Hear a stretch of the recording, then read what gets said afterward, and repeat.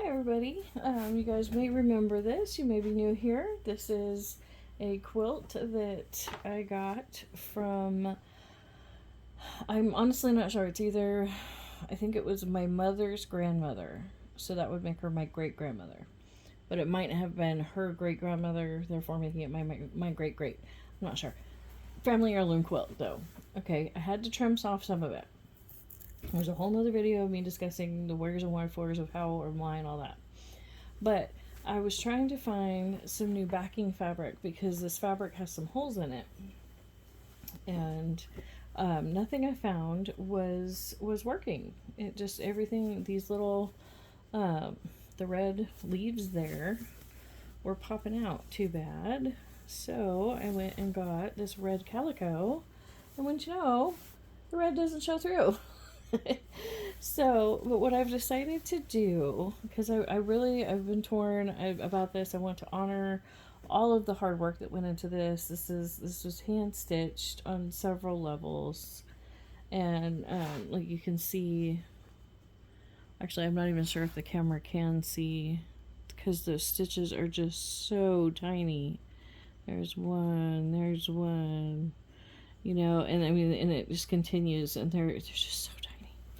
But I want to honor that work while still covering up the holes. So what I'm going to do is I am going to put the backer on it with just some, I'm just going to glue baste it, some washable glue, just to hold everything in place.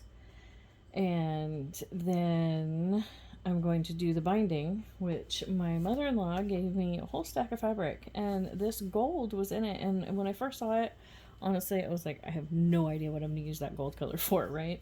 But this actually, I mean, it's not the yellow that was the binding before, but it works really well color-wise. This may even be vintage fabric, probably not from quite so long ago, but still. And so this is the binding I'm going to use. So yeah, I was just going to glue baste it, and then just put the binding on to secure the edges, and then go back and do, in the centers of the flowers, do the yarn, do the ties, instead of trying to you know, hand stitch it or machine stitch it or anything like that. I am going to machine stitch the edging on, the binding and whatnot.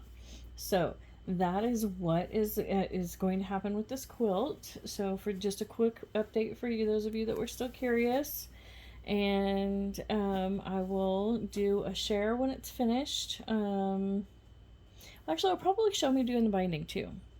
So I will catch you later. Don't forget to come back and say hi.